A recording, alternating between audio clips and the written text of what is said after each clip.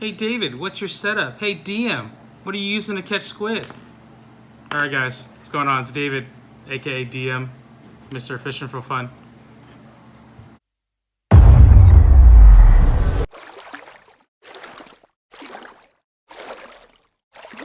What's going on everybody?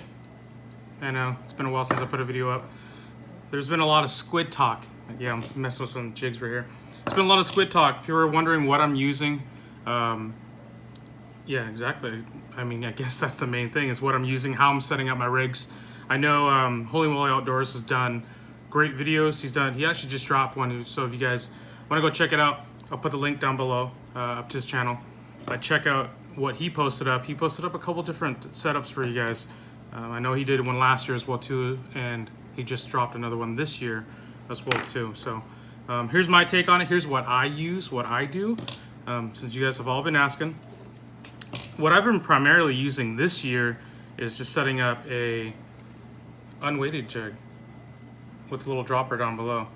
I'm using these unweighted because they're a lot smaller. I've noticed this year the profiles have been playing a key into catching a lot of squid.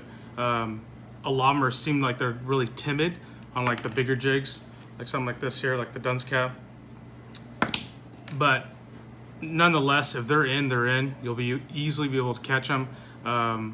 I mean, you guys have seen how much we've been pulling up, me and the other guys I normally go out with. Easily we'll get our 10 pounds a day.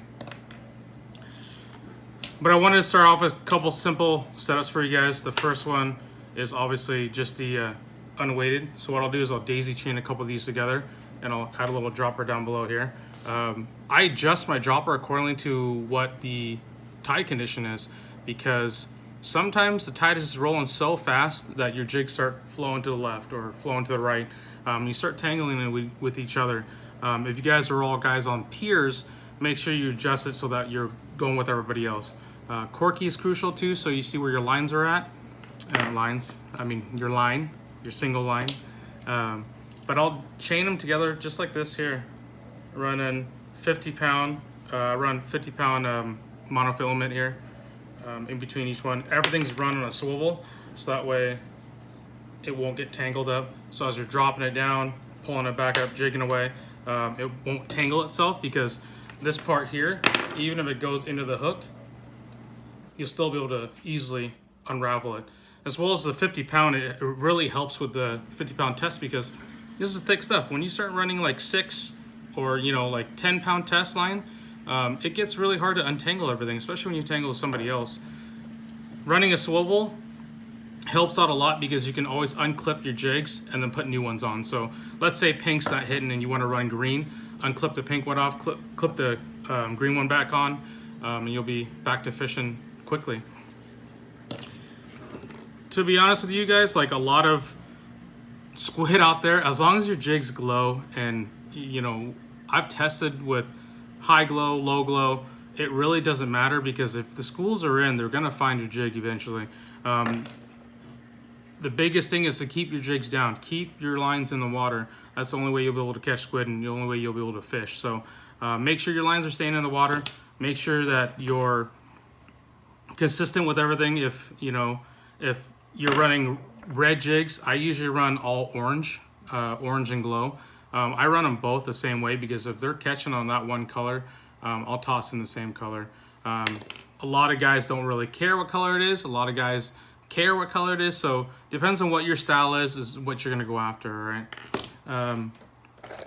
Yeah, I mean, I'll daisy chain 4 or 5 of these all together, all on one hook. Actually, not 5, 4, since legal limit in Washington is 4. So you can chain 4 of them together.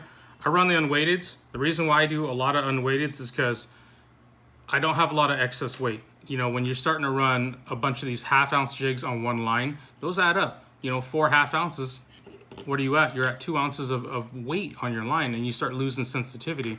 A lot of us run braided line because we like the sensitivity, and that's just, we're old school fishermen, so we've been using different types of line. We've experienced different things, and the squids are, I mean, there's not really a bite there, and you guys know it's not like, pulling a Chinook or anything like that. It's a little squid. So the lighter the better, in my opinion. And if you run one weight, it's going to be a lot more sensitive for you, okay?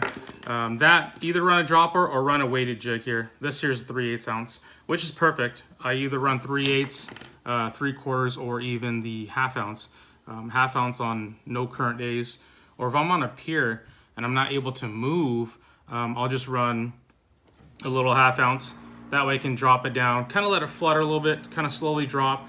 If I'm on a boat and I know that there's schools below me, I'll run like a 1 ounce, just so I can get straight to the bottom, straight back into the cloud. All right, guys, that's it. If you guys have any questions, comments, leave them down below. Don't forget, like, subscribe, share this to your friends and family. If you guys want, shoot me a message. I still got some of these left. Actually, I'm starting to remake more of them. So if you need some, give me a shout. Don't forget as well too, there's a Washington Squidfish page. Look for us on Facebook. A bunch of helpful guys on there that are more than happy to answer your questions. I'm on that page as well too. So join us. It's squidding season, so we still got a couple months left of squidding. Hopefully you guys are able to make it out. There's a lot of prime areas right now for you to go out and catch some squid. All right, guys.